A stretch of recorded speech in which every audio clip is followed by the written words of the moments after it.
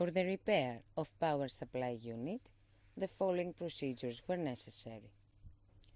Replacement of various electronic components and general cleanup of the unit.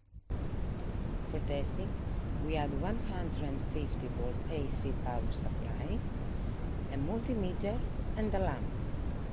By adding the power supply, the unit reacts accordingly and we can see the lamp light up, evident by the voltage out.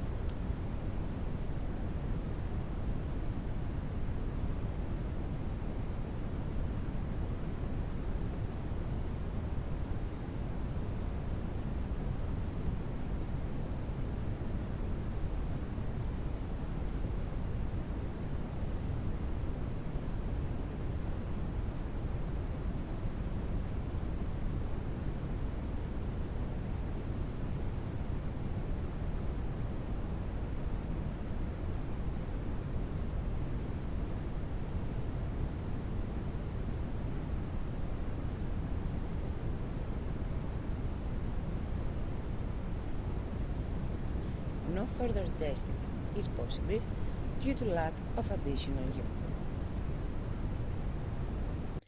It is now clear that the power supply unit is working successfully and it is ready to be delivered to the customer.